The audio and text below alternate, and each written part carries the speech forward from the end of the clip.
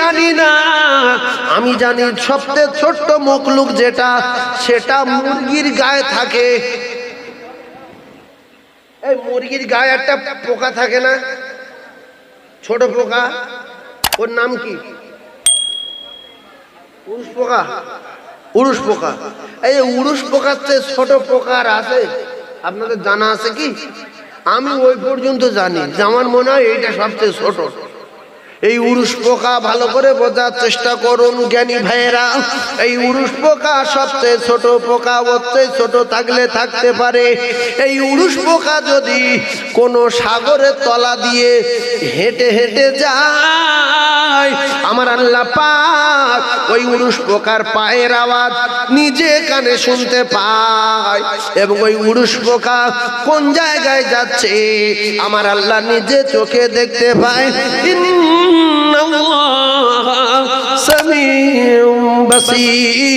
ভালো করে বোঝার চেষ্টা করবেন।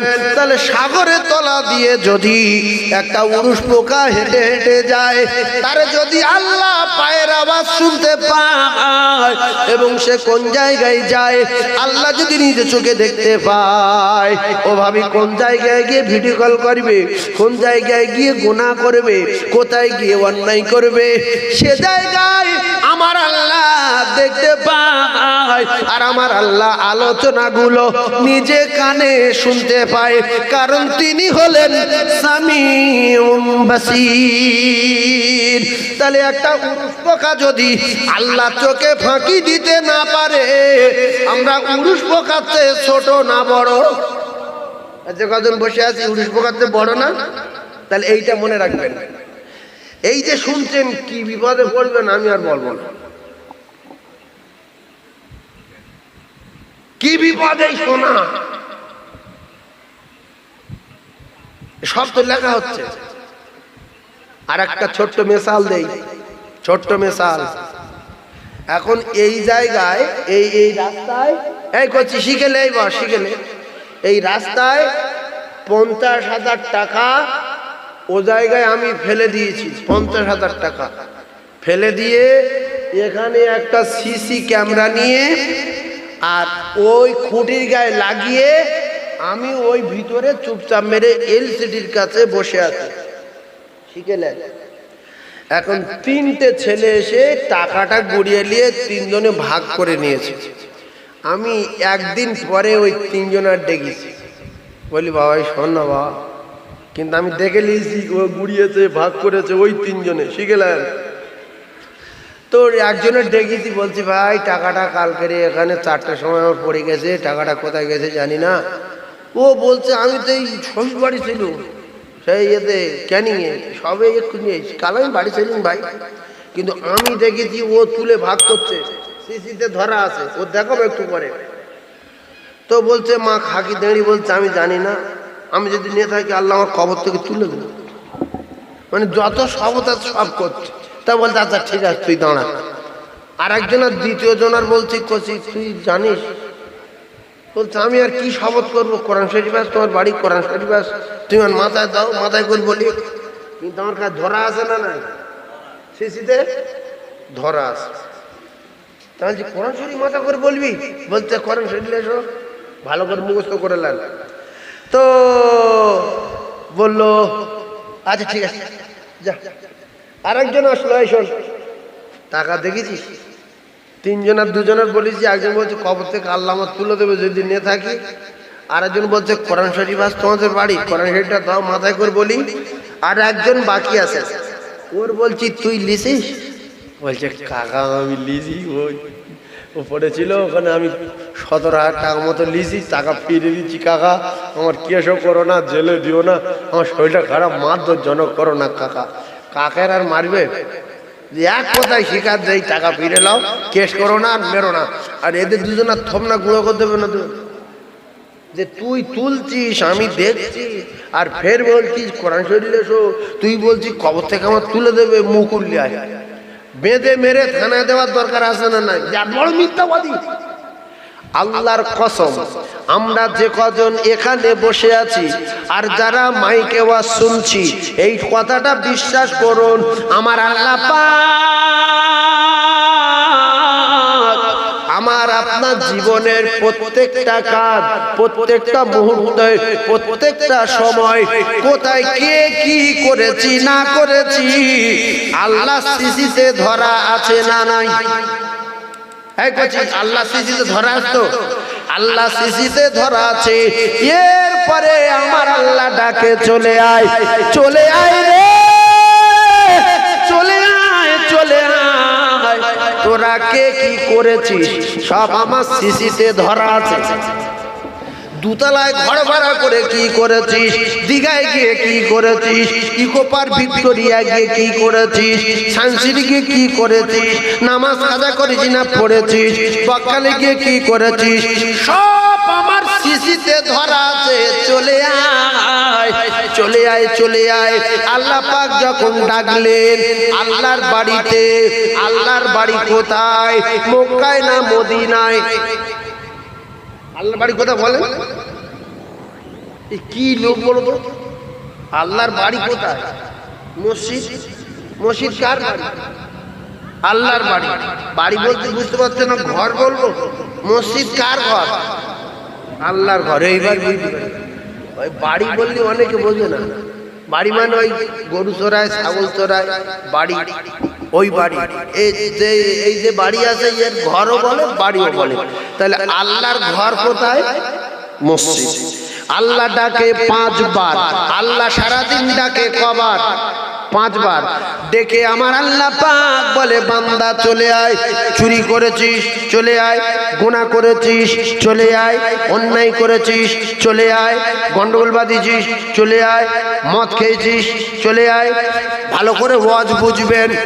আমার সিসিতে ধরা ছিল, দুজন স্বীকার করিনি, একজন স্বীকার করলো, তার উপরে দয়া হলো, আমি তার মানলাম না, ক্ষমা করে দিলাম, কেসও দিলাম না, যে আমার সিসিতে ধরা, ফের সত্য স্বীকার করেছে। আমরা বড় বড় গুনাহগার। আল্লাহ বলেন লা তাকনাতু মির রাহমাতিল্লাহি ইন্নাল্লাহা ইয়াগফিরুয যুনুবা জামিআ ইন্নাহু হুয়াল গফুরুর রহিম। ও কলিজা টুকরা যুবকেরা, আল্লাহ সিসিতে ধরা আছে, ফেরেশতাদের খাতায় লেখা আছে।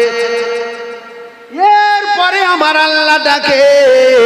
আমার আল্লাহ ডাকার পরে আল্লাহর কসম বিশ্বাস করুন, আল্লাহর রহমতের দরজা খোলা আছে।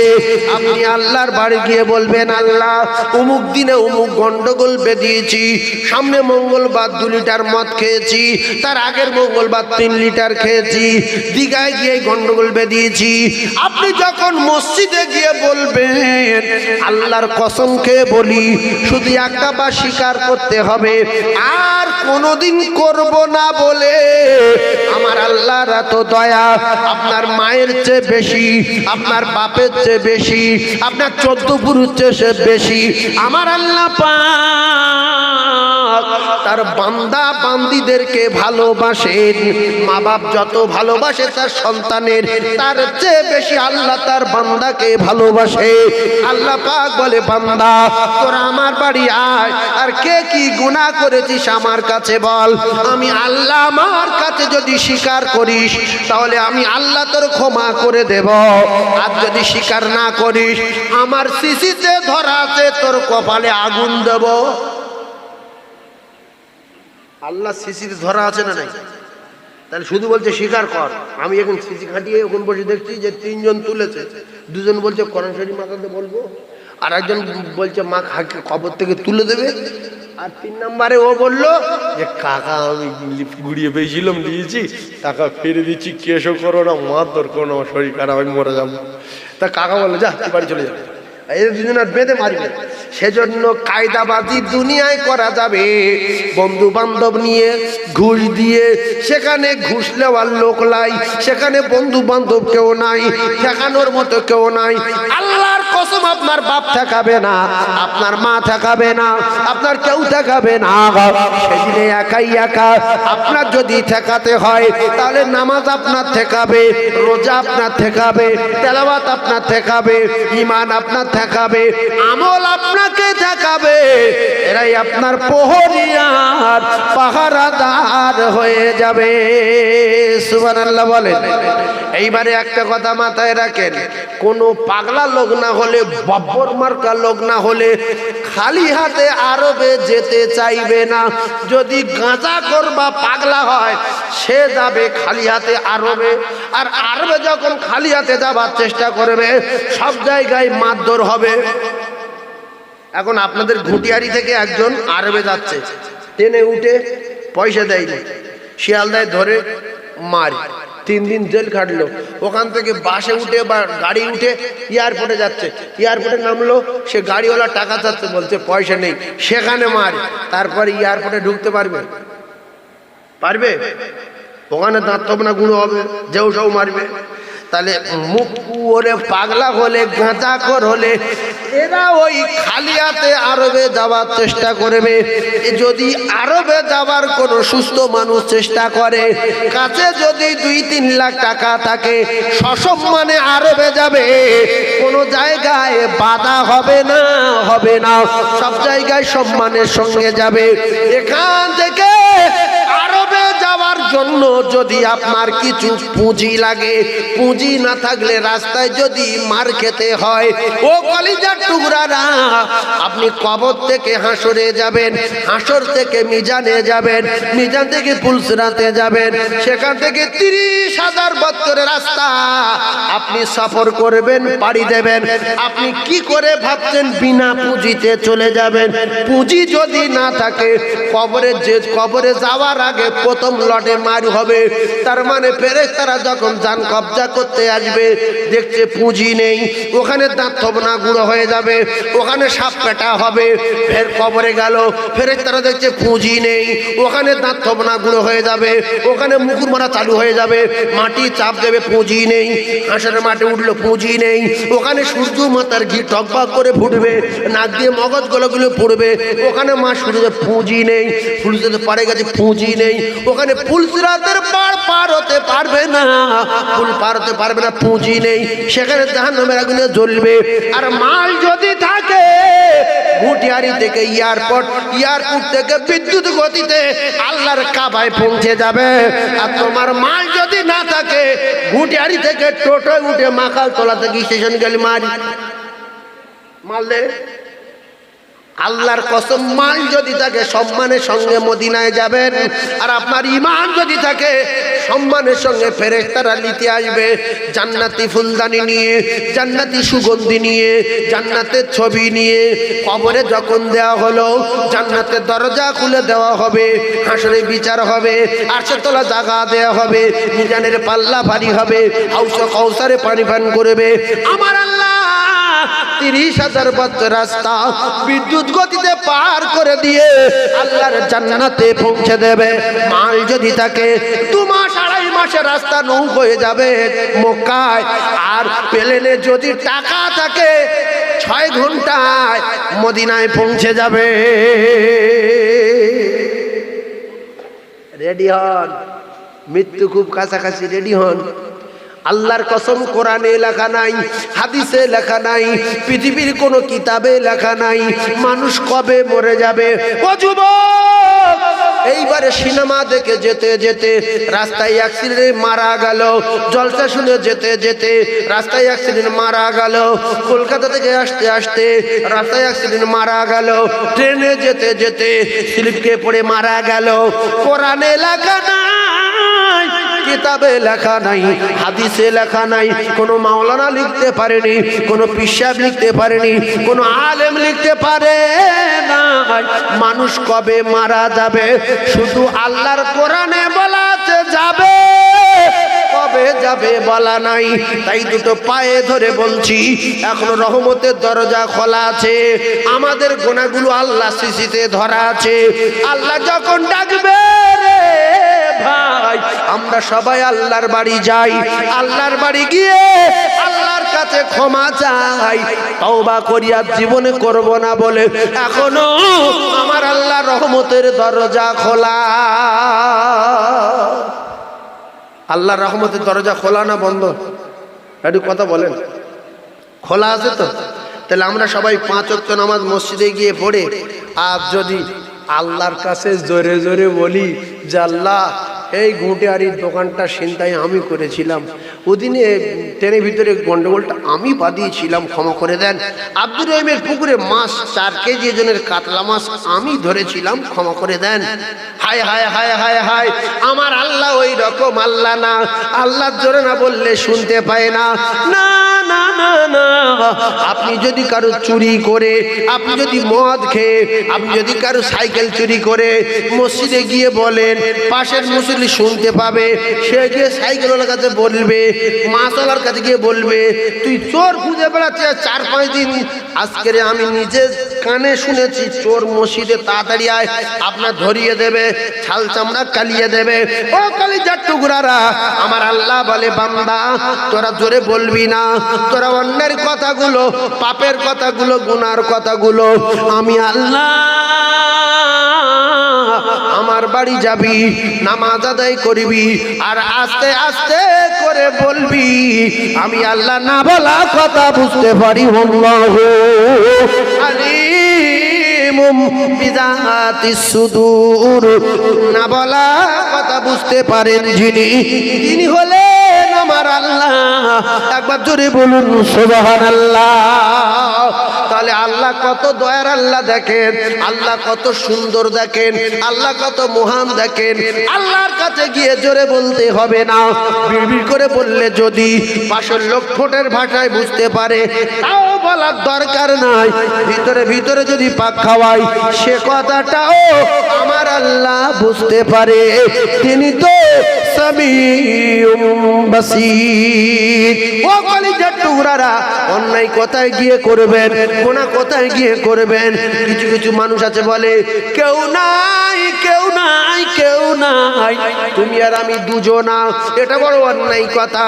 ও ভাবি কেউ নাই কেউ নাই কেউ নাই, না না না না না, আমার আল্লাহ আপনার কাছে আছে। আপনি যদি কোরআন মানেন, আপনি যদি কোরআন বিশ্বাস করেন, এ কথা মাথায় রাখতে হবে।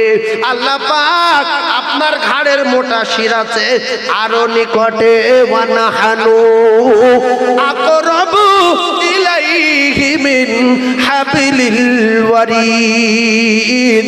আল্লাহ পাক, আমার আল্লাহ পাক প্রত্যেকটা মানুষের ঘাড়ের যে মোটা শিরা আছে তার চেয়ে আরো নিকটে আমার আল্লাহ রয়েছে। জোরে বলুন সুবহানাল্লাহ। তাহলে এক কথায় অন্যায় করে আল্লাহর চোখে ফাঁকি দিতে পারবো? কথা বলেন।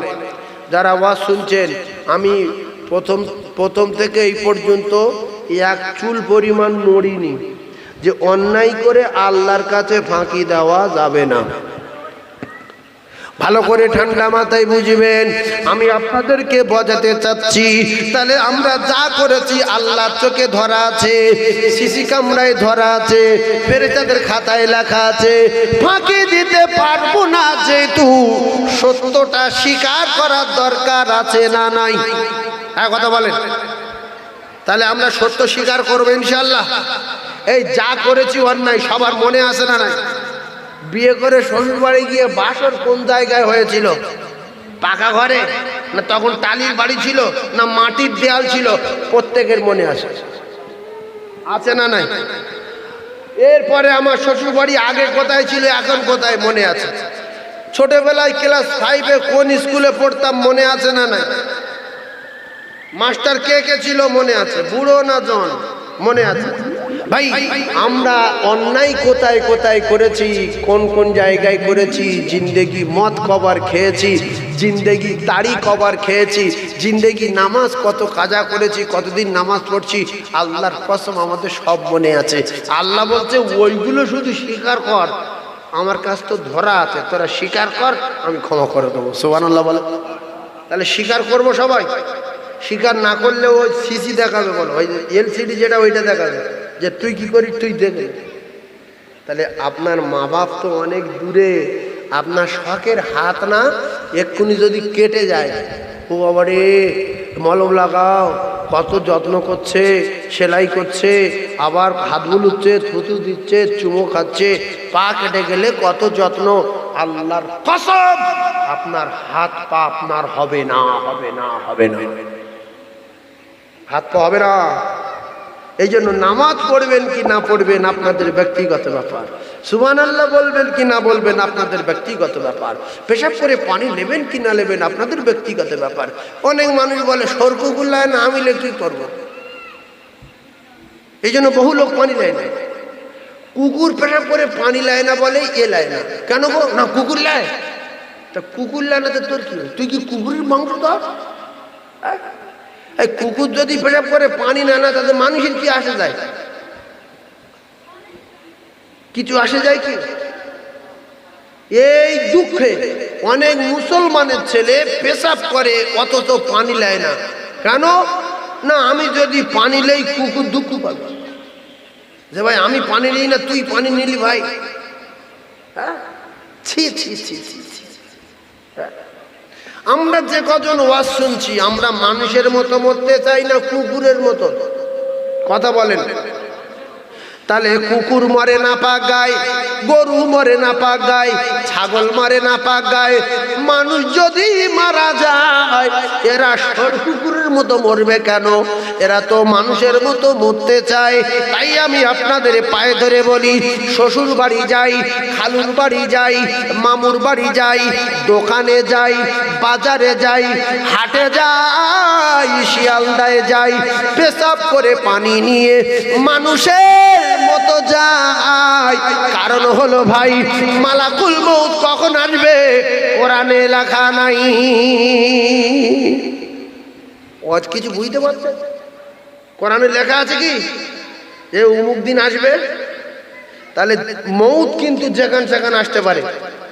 সেই জন্য পাক অবস্থায় মরলে ভালো হয় না না পাক অবস্থায় মরলে ভালো হয়? তাহলে আমি নামাজ শুক্রবার দিন করে পড়ি, ভালো করে বুঝলেন? শুক্রবার দিন করে নামাজ পড়ি।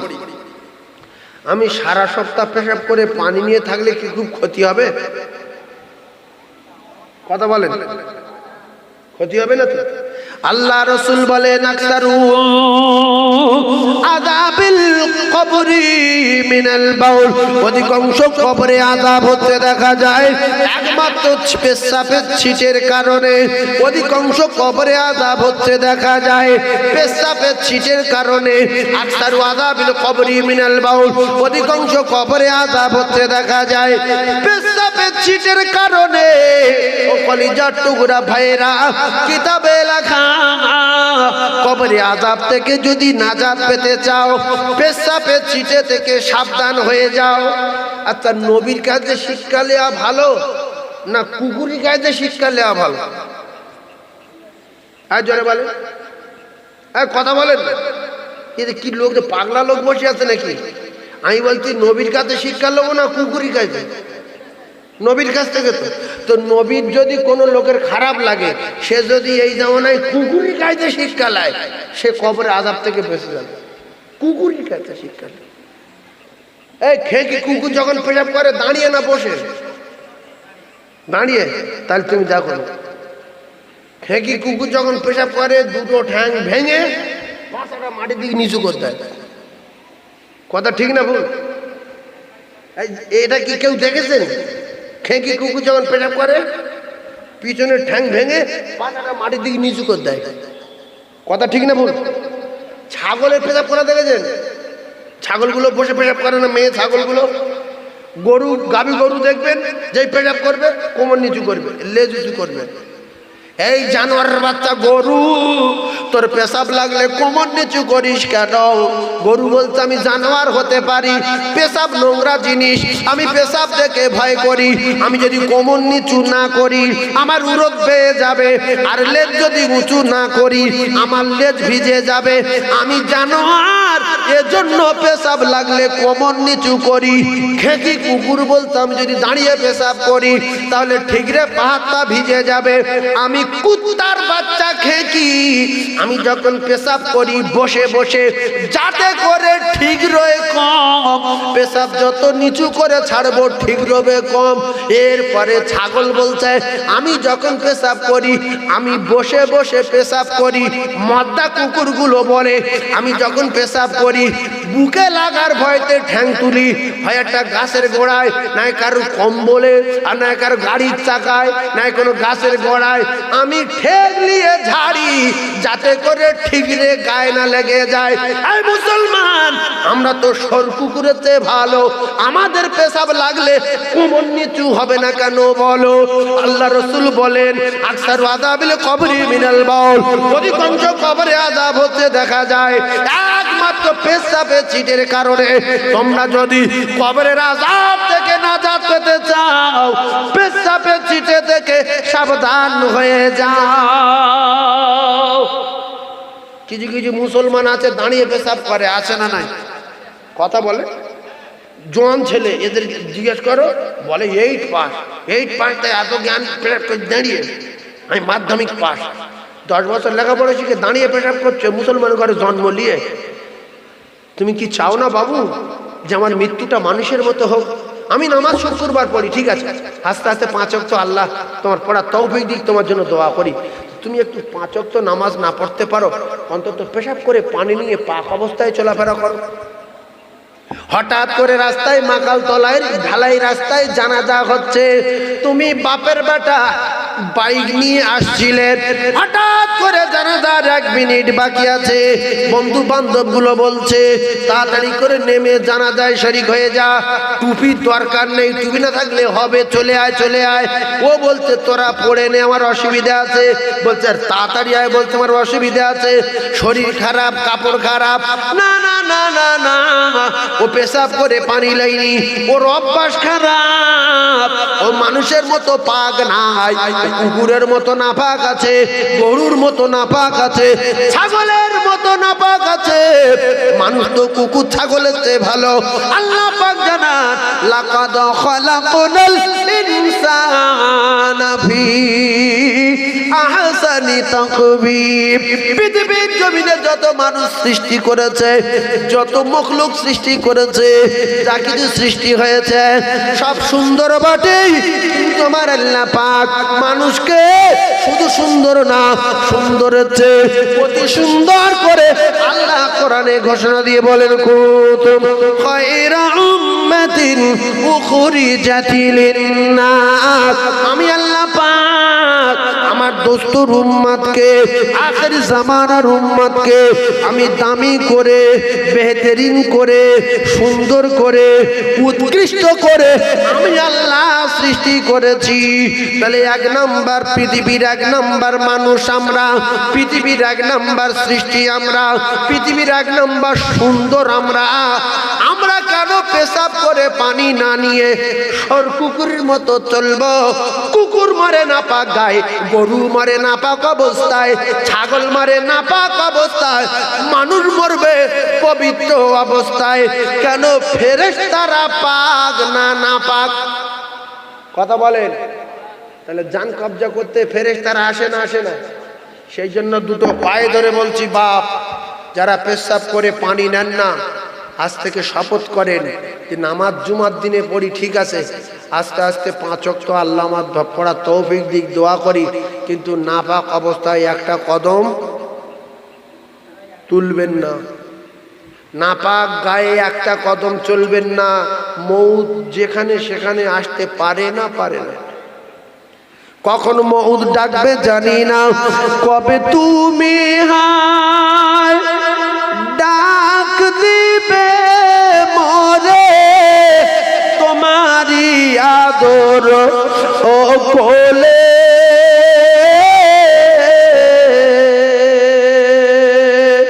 তোমারি বাখেতে ঘুমায় পড়িব, বিশ্বের মায়া ভুলে। কবে তুমি হায় ডাক দিবে মোরে, তোমারি আদর কোলে, তোমারি বাখেতে ঘুমায় পড়ি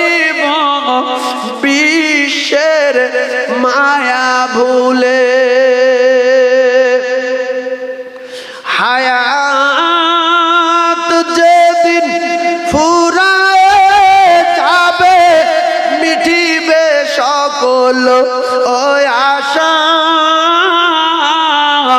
প্রাণ পাখি মোর উড়িয়া যাবে শূন্য রবে খাঁচা আয় আয় বলে ডাকলে আমার আর কব না কথা মুখখানা মোর বন্ধ হবে নড়বে না চোখের পাতা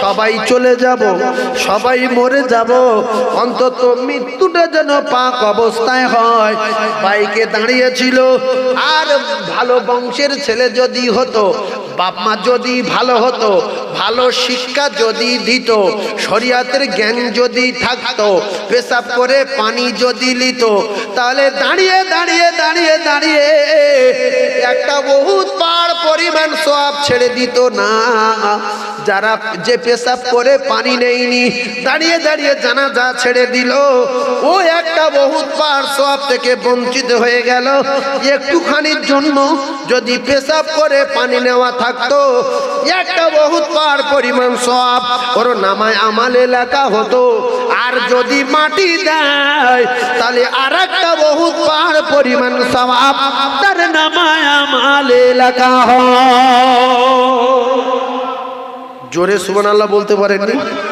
আরো জোরে বলেন তাহলে জানাজা পড়লে কটা সওয়াব এক অহুত পাহাড় আর মাটি দিলে আর এক অহুত পাহাড় তবে একটা কথা শুনলেন যেহেতু ক্যাসেট হচ্ছে জানা যায় যদি 100 গ্রাম হয় ওজনে 100 গ্রাম বোঝেন ওজনে 100 গ্রাম জানাজার নামাজ পড়লে যদি 100 গ্রাম নেকি হয় আর মাটি দিলে হবে 100 গ্রাম আল্লাহর কসম এক জাররা পরিমাণ কম বেশি হবে না কিন্তু অবাক করা ঘটনা অনেক মানুষ আছে দেখা যায় জানাজার নামাজ পড়ে চলে যায় মাটি দেয় না এরকম মানুষ আছে না নাই একটু কথা বলে এর মাথায় কি হয়েছে আল্লাহ পাক জানে এর কিসির মাথা তুমি জানাজা পড়লে মাটি দিলে না কেন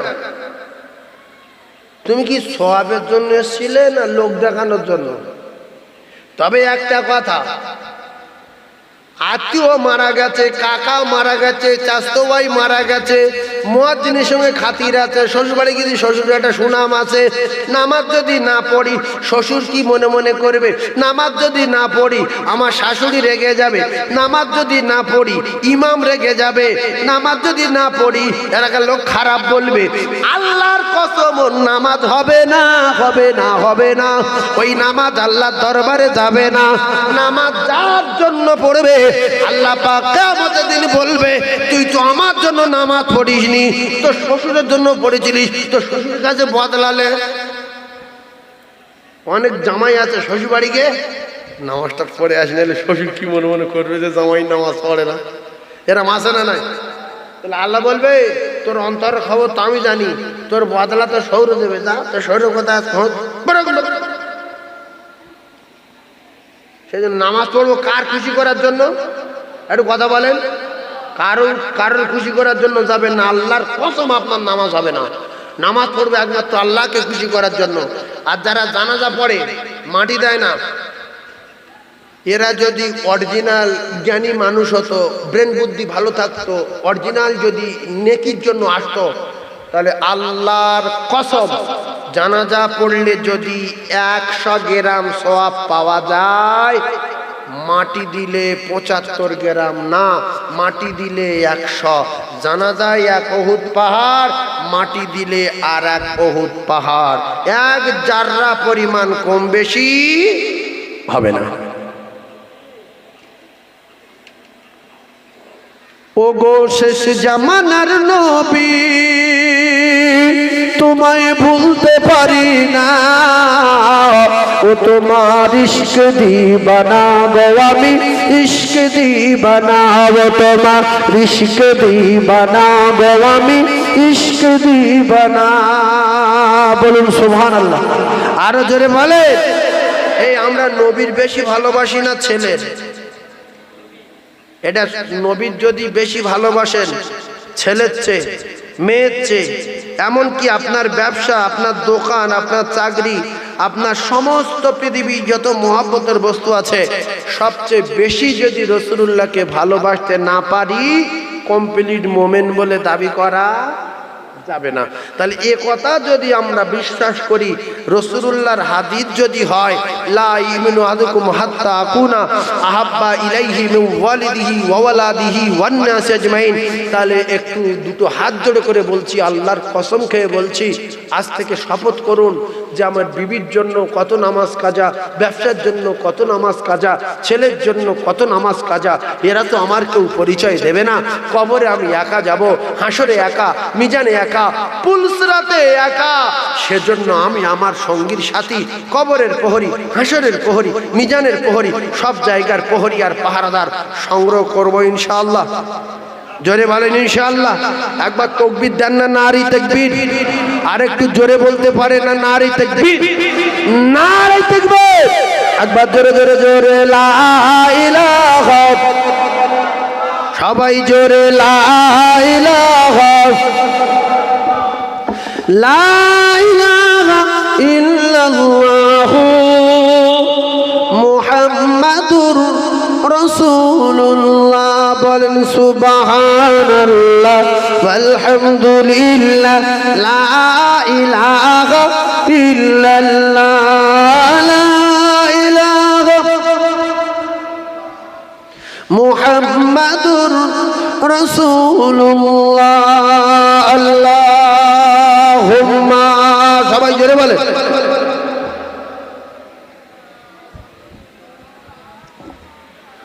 وعلى آل سيدنا مولانا محمد সাল্লাল্লাহু আলাইহি ওয়াসাল্লাম। তাহলে রাস্তায় যদি মারা যায়, পাক অবস্থায় মৃত্যু হলো, আর যদি কোনো জায়গায় জানাজা হয়, জানাজায় শরীক হয়ে গেলাম, দুটো উহুদ পাহাড় পরিমাণ সওয়াব পেয়ে গেলাম। তাহলে পাক অবস্থায় চলবো ইনশাআল্লাহ। এ বাবু, কথা বুঝতে পেরেছেন? নামাজ শুক্রবার পড়ি, পাক অবস্থায় চলি। রাস্তায় যদি জানাজা হয়, জানাজায় শরীক হলাম, দুটো উহুদ পাহাড় সওয়াব পেয়ে গেলাম। যদি রাস্তায় মারা গেলাম তো পাক অবস্থায় মারা গেলাম। তাহলে নাপাক অবস্থায় আজ থেকে আর চলবো না, নাপাক অবস্থা আজ থেকে আর চলবো না। আল্লাহ পাক যেন আমাদের পবিত্র অবস্থায়, পাক অবস্থায় চলবার মতো তৌফিক দেন। সকলে বলেন আমিন। আরো জোরে বলেন আমিন। হে রাসূল তোমায় ভালোবাসি,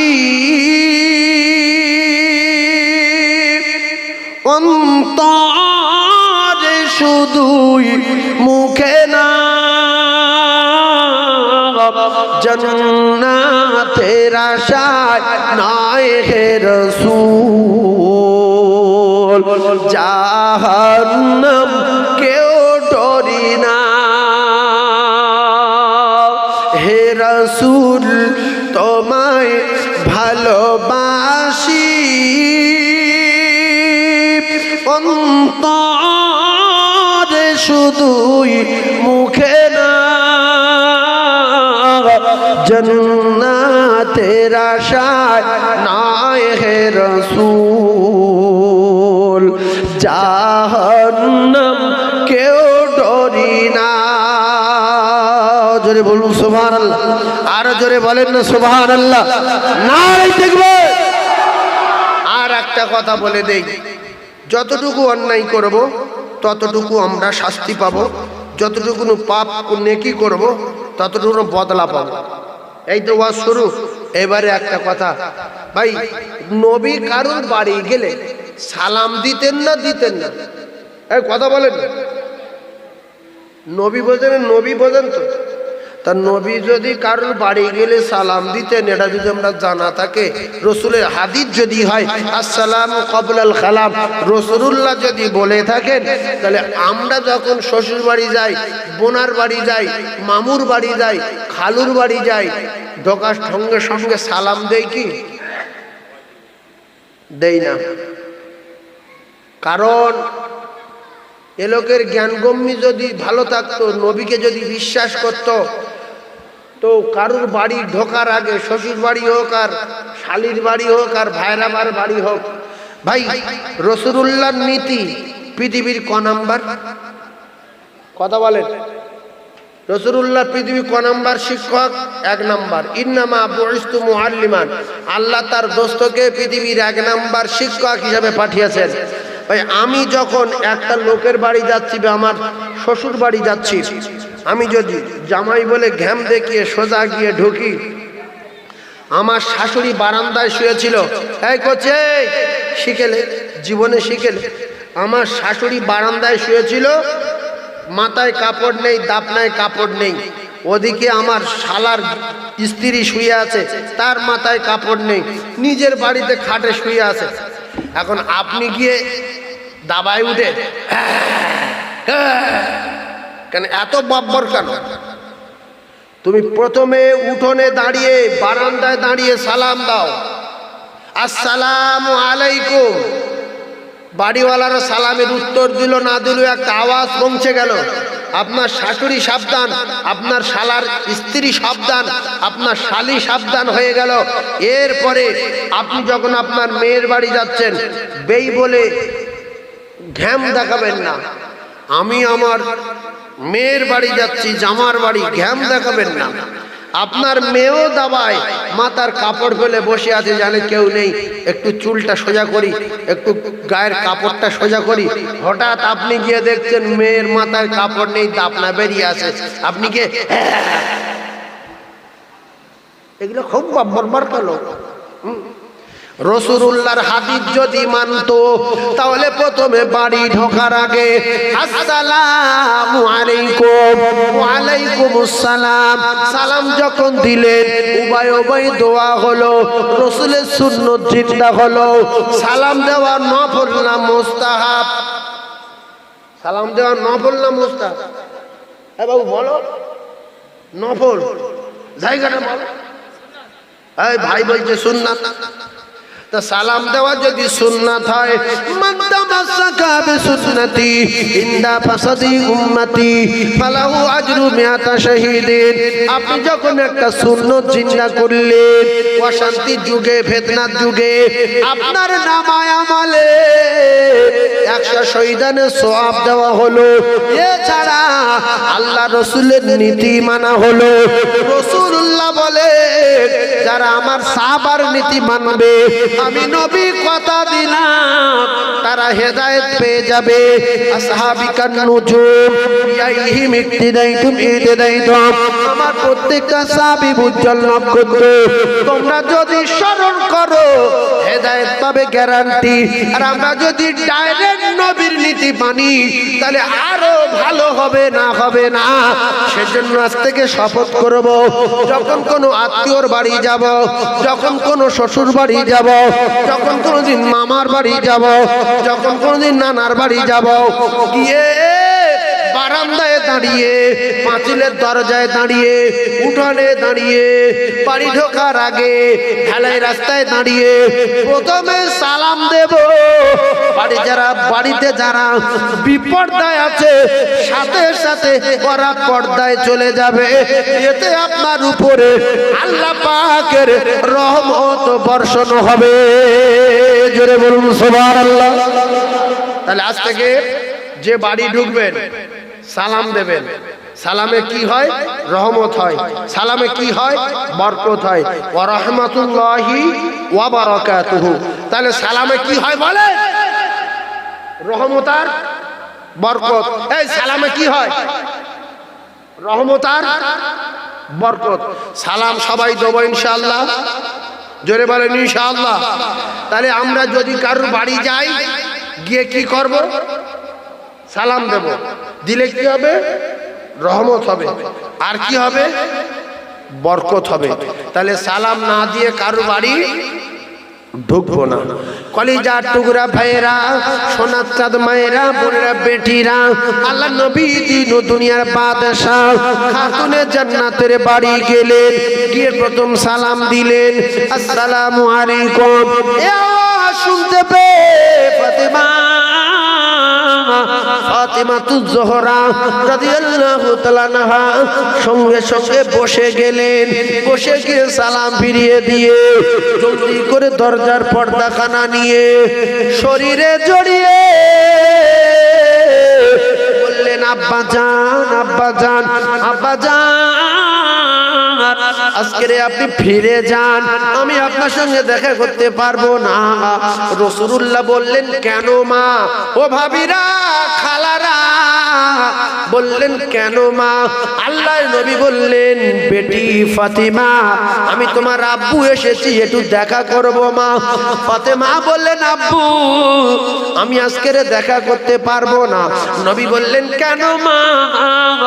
আল্লাহর নবীর কথা শুনে জান্নাতের রানী বললেন, আব্বা জান, আপনি তো আমায় বলেছেন, আমি আপনার মুখ দিয়ে শুনেছি, ও বেটি ফাতিমা, তোমার ব্যাপারে কোনদিন আমার জামাই আলী যেন কোনদিন কষ্ট না পায়, ব্যথা না পায়। আব্বাজান বলেন, হ্যাঁ মা, আমি বলেছি তোমার কোনো ব্যবহারে আমার জামাই আলী যেন কষ্ট না পায়। ও কলিজার টুকরা না ফাতিমাতুজ জোহরা বললেন, আব্বু গো, আমি যে পোশাকে আছি, এখন যদি আপনার সামনে যাই, আপনি আপনার জামার উপরে রেগে যাবেন আর বলবেন, না রে, আমার কলিজার টুকরা মেয়েটাকে আমার জামাই কত না কষ্টে রেখেছে। ও জ্ঞানী ভাইরা, সোনার মানিকেরা, বোঝার চেষ্টা করুন। এজন্য রাসূলুল্লাহ যখন কোন বাড়ি যেতেন, জামার বাড়ি যেতেন, মেয়ের বাড়ি যেতেন, কোন সাহাবার বাড়ি যেতেন, কারুর বাড়ি যেতেন, সালাম দিতেন। ও মায়েরা, বোনেরা, বেটিরা, আমরা যখন কারুর বাড়ি যাব প্রথমে সালাম দেব। কারণ বাপ যদিও হয়, মেয়ের পর্দায় যে অঙ্গগুলো ঢাকা থাকে, যে অঙ্গগুলো আপনার মেয়ের ঢাকা ফরজ, আল্লাহর কসম আপনি বাপ হয়েও সে অঙ্গগুলো দেখতে পারেন না। দেখা যাবে অনেক বাপ আছে, আমার মেয়েটা আমি দেখবো তা কি, মুখুর একটা সীমা থাকে। তুমি একজন বাড়ি ঢুকছো, কোনো জ্ঞান নেই তোমার, তুমি ষাঁড়ের মতো যাচ্ছ, তুমি ষাঁড় সেজো তো। হ্যাঁ, বাড়িতে লোক বিপর্দা থাকতে পারে না, পারে না। হয়তো গোসলখানাতে গোসল করে এসে কাপড় চোপড় পাল্টাচ্ছে, তুমি গো মেরে খেতে পড়ে। তুমি যদি দরজায় দাঁড়িয়ে সালাম দিতে, ওই কাপড় চোপড় গুলো সোজা ঘরের দিকে দরজা দিত, যে ভাইরা ভাই আসছে, খালু আসছে, বোনাই আসছে, দেওয়ার আসছে, নন্দাই আসছে, আমি চিঠি লাগিয়ে দিয়ে কাপড় চোপড় সোজা করিনি।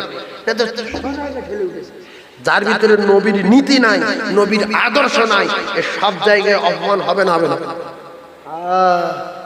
কিছু কথা শিখেলেন, ফাতেমার ঘটনা জানি, হযরত আলীর ঘটনা জানি, আরো পীর সাহেবদের ঘটনা জানি। কলক্ষ ক্যাসেট বাজারে চলছে, আমি বলতে পারবো না। ওয়াজ আজকের করতে আসিনি, 26-27 বছর ওয়াজ করছে।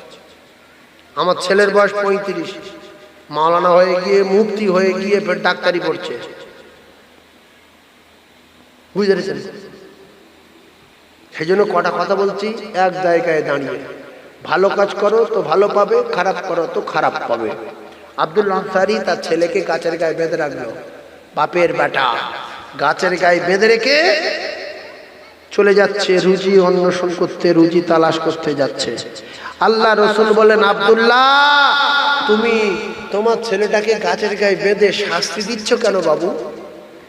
বলছে, ইয়া রাসূলুল্লাহ, আপনি তো বলেছেন লা ইয়াদখুলুল জান্নাতা জাসাদুন কুযিয়া বিল হারাম, ইয়া রাসূলুল্লাহ আপনি তো বলেছেন যদি কোনো মানুষ হারাম খায়, যদি কোনো মানুষ হারাম খায় ওই হারামখোরের শরীর কোনোদিন জান্নাতে যাবে না, কোনোদিন জান্নাতে যাবে না।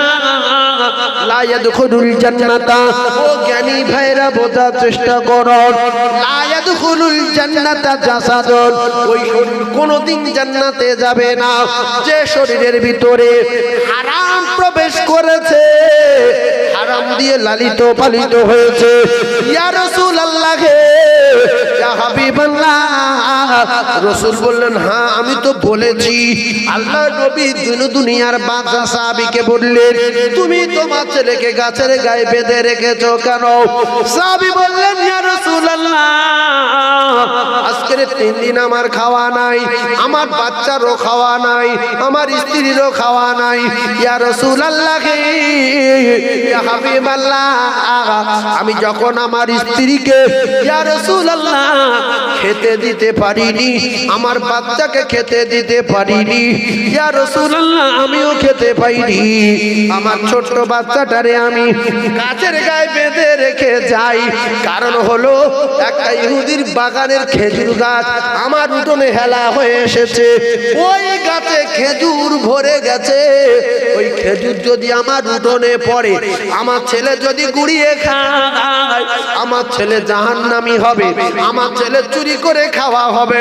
ইয়া রাসূলুল্লাহ এজন্য আমি আমার ছেলেকে গাছের গায়ে বেঁধে রেখে যাই যাতে করে পরের মাল গুড়িয়ে খেতে না পারে, হারাম মাল যেন না খায়। ইয়া রাসূলুল্লাহ আল্লাহর কোরআনে বলা আছে, আপনি তো শুনিয়েছেন ইয়া আইয়ুহাল্লাযীনা আমানু কু আনফুসাকুম ওয়া আহলিকুম নার। ও কলিজার টুকরা ভাইরা, সাহাবী বললেন ইয়া রাসূলুল্লাহ আমি বাঁচবো জাহান্নামের আগুন থেকে, আর আমার সন্তানের কি আগুন থেকে বাঁচানোর দায়িত্ব আমার না? আমার বাঁচবো জাহান্নামের আগুন থেকে, আমার স্ত্রীকে কি জাহান্নামের আগুন থেকে আমার বাঁচানোর হক নাই, দায়িত্ব নাই। তাই আমি আপনাদের দুটো পায়ে ধরে বলে যাচ্ছি, আপনি হারাম খাবেন না, আপনার ছেলেকে হারাম খেতে দেবেন না, হালাল উপার্জন করুন আর হালাল খানা খান, হারাম করে ঠিকানা হবে জাহান্নাম। ও কলিজার টুকরা মায়েরা, সাহাবী তার নিজের বাচ্চাকে গাছের গায়ে বেঁধে রেখে যায় যাতে করে ইহুদির বাগানের খেজুর গুড়িয়ে খেতে না পারে। আজকের আমরা চোরের মাল খাই, আজকের আমরা নিজে চুরি করে খাই, ঝড়ে আম পড়ে গেছে অন্য লোকের বাগান থেকে আম গুড়িয়ে এনে খাই, এমন বকরি বংশ আছে না নাই? হচ্ছে গু গুড়ে খা, সকালবেলা উঠে গু খা, মানুষের গু, কাঁচা মানুষের গু খাওয়া আর লোকের বাগান থেকে আম গুড়িয়ে খাওয়া সমান। বর্ষাকালে এর পুকুরতে মাছ ধরতে, ও তাড়া মারছে, এ তাড়া মারছে, সেই মাছকে নামাজ পড়তে যাচ্ছে। ছি ছি ছি ছি ছি, ওতে শুধু ভাত খেয়ে যাও, নাই পানি খেয়ে যাও, নাই শুকিয়ে যাও। এই জন্য নবী শুকিয়েছে, সাহাবায়ে কেরাম শুকিয়েছে, হাসান হোসেন শুকিয়েছে, জান্নাতের রানী ফাতেমা শুকিয়েছে, শুকিয়েছে না সবাই? ঝড়ে আম পড়েছে, ছেলেদের বলতে নামাজ পড়তে যাচ্ছি তো ডেকে দিচ্ছি আম গুড়িয়ে লিয়ে আয়। বাপ ফজরে নামাজ পড়তে যাচ্ছে, ছেলে ডেকে দিচ্ছে আম গুড়িয়ে লিয়ে আয়। ছি ছি ছি। আবার ছেলে এর পুকুরতে দুটো মৌটি মাছ, ওর পুকুরতে দুটো চুনো মাছ, এর পুকুরতে ছিপ পেলে একটা শোল মাছ ধরে আনলো, বাপ চমচম চমচম করে খাচ্ছে। তুই নামাজ পড়ো কোনা কেলে, তো জ্ঞান গম্ভীর থাকা দরকার, কিন্তু দোজকি লোক, তোমার ঠিকানা তো জাহান্নাম, তুমি তো নামাজি নামের ভণ্ড। ছি ছি ছি। এই কোরআন সত্য না মিথ্যা? নামাজ পড়তে যাচ্ছে চোরের মাল খেয়ে। লা ইয়াদখুলুল জান্নাহ, জীবনে যাবে না, যদি যায় নবীর হাদিস মিথ্যা হবে। জাসাদুন, ওই শরীর, গুযিয়া বিল হারাম, তার ভিতরে হারাম ঢুকেছে। তোমার পুকুর নেই, নেড়ে মাছ পাও তো কিনে খাও, নাহলে শুধু ভাত খেয়ে মরে যাও। আল্লাহর কসম, আল্লাহ জান্নাতে মাছ দেবে। হ্যাঁ মাছ দেবে না দেবে না? চোরের মাল খাচ্ছ কেন? হ্যাঁ ভাগনা লোকের পুকুরির মাছ লেপিয়ে ওপারে যাচ্ছে, তা আমার বাবার কি? নামাজ পড়তে যাচ্ছে, তাহাজ্জুদ পড়তে যাচ্ছে, 2.5 কেজি ওজনের শোল মাছ নামের রাস্তায় উঠেছে, বাবু সঙ্গে লুঙ্গি খুলে দে মাছ চাপাতে যে ধরলে বাড়ি গিয়ে গিন্নি দিতে খাও, এটা কোট তাহাজ্জুদটা পড়ে আসে, চমচম চমচম করে খাইলো।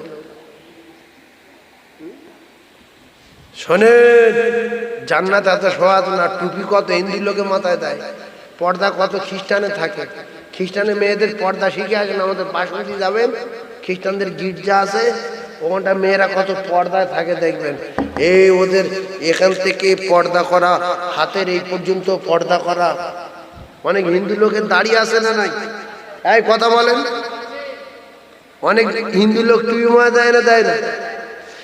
বাইনাল আবদি ওয়া বাইনাল কুফরি তারাকুস সালাত। ও মুসলমানেরা, যুবকেরা, জনেরা, মুসলমানের আর কুফরের তফাত। আসসালাত আসসালাত আসসালাত, নামাজ নামাজ নামাজ, ওয়া মালাকাত আইমানুকুম আসসালাত।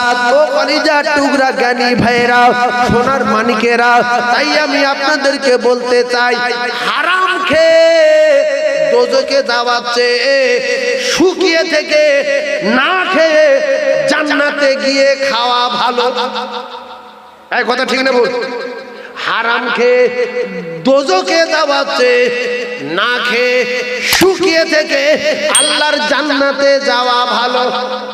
সেই জন্য আমি আপনাদেরকে বলতে চাই, আল্লাহর কোরআন যদি সত্য হয়, তাহলে আপনি আপনার স্ত্রীকে জাহান্নামের আগুন থেকে বাঁচান, আপনি আপনার মাকে জাহান্নামের আগুন থেকে বাঁচান, আপনি আপনার ছেলেকে জাহান্নামের আগুন থেকে বাঁচান, আপনি নিজে বাঁচেন, আর আপনার আহলে বর্গদেরকে জাহান্নামের আগুন থেকে বাঁচান। ইয়া আইয়ুহাল্লাযীনা আমানু আনফুসাকুম ওয়া আহলিকুম নারা। হালাল খানা খাবো ইনশাআল্লাহ, হালাল খানা খাবো ইনশাআল্লাহ। আমার কথাগুলো হয়তো একটু কড়া হয়ে যাচ্ছে, আমার কলিজার টুকরা ভাই, আমি আপনাদের বোঝাচ্ছি, যতটুকুনো অন্যায় করব এর শাস্তি পাবো, যতটুকুনো ন্যায় করব তার বদলা পাবো। সেজন্য আমরা যারা আজকের মাহফিল এসেছি, আমরা শপথ করব, আজ থেকে আর কোনোদিন নামাজ কাজা করব না, আল্লাহর ঘরে গিয়ে মিথ্যা কথা বলবো না। আমি কি অন্যায় করেছি, কি গুনাহ করেছি আমি জানি, বাকি আমার আল্লাহর সিসিতে ধরা আছে। সুতরাং সব কথা স্বীকার করব, আল্লাহ ক্ষমা করে দেবেন। জোরে বলুন সুবহানাল্লাহ, আরো জোরে বলেন না সুবহানাল্লাহ। একটু চিল্লে তাকবীর দেন না, নারে তাকবীর। আরো জোরে বলেন না, নারে তাকবীর। আমি গুনাহগার, একটা মাদ্রাসা চালাই, আপনারা জানেন। ওই মাদ্রাসায় আজকের হাজি আছে 330 জন, হোস্টেলে খায়। কজন বললাম গো? 330 জন হোস্টেলে 3 ওয়াক্ত খায়। খুব বড় প্রতিষ্ঠান, দোয়া করবেন আল্লাহ পাক যেন কবুল করেন। মুজাদ্দিদ জামান দাদা হুজুর পীর কেবলা রহমাতুল্লাহ নামকরণ এই প্রতিষ্ঠান মাদ্রাসাতুল বানাত। এই মাদ্রাসায় টাইটেল পর্যন্ত পড়ানো হয়, বাংলা মাধ্যমিক পর্যন্ত পড়ানো হয়। যদি কেউ মাদ্রাসায় ভর্তি করতে চান, আপনার মেয়ে 3টে কষ্ট হবে, জেনে শুনে ভর্তি করতে নিয়ে যাবেন। প্রথম কষ্ট, পর্দায় থাকতে হবে। দ্বিতীয় কষ্ট, 5 ওয়াক্ত নামাজ পড়তে হবে। তৃতীয় কষ্ট, মোবাইল পাবে না।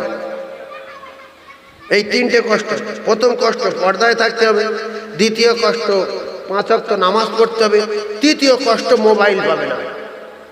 বাকি সব পাবে, পড়াশোনা, ইংরাজি, অঙ্ক, বাংলা, উর্দু, আরবি, হেফজ, মোমেনা কোর্স, সব লাইন ক্লিয়ার। কিন্তু কষ্ট 3টে, একটা পর্দা, 2টো নামাজ, 3 নম্বরে মোবাইল নেই। এখনকার 100-100-র ভিতরে 100-100-র ভিতরে 95টা ভাবির কাছে যদি বড় মোবাইল না থাকে, তো খাওয়া দাওয়া তুলে দেবে।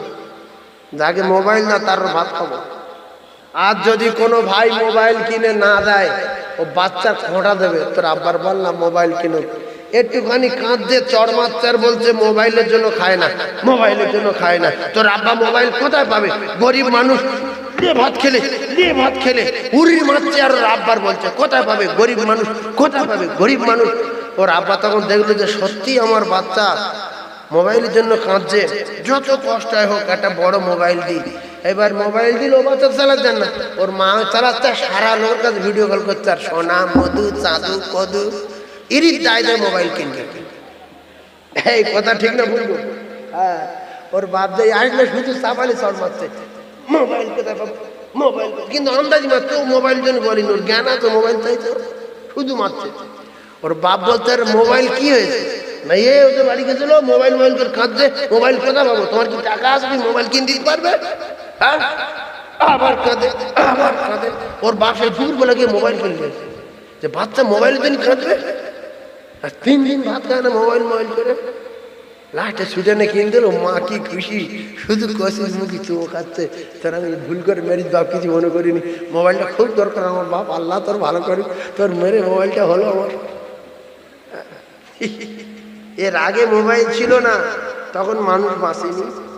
এই যত মোবাইল হচ্ছে বেরিয়েছে, আর যত বিশ্বাস করুন, আগে আমরা আমাদের মানে যখন বয়স ছিল 30, 25, 26 বা 18, 19, 20, বিশ্বাস করুন আমরা জানতাম যে ভালোবাসা করে পালিয়ে যায় জোয়ান মেয়েরা যাদের বিয়ে হয় না। আর এখন শুধু শুনছি ভাবিরা পালাচ্ছে, আসে না নাই?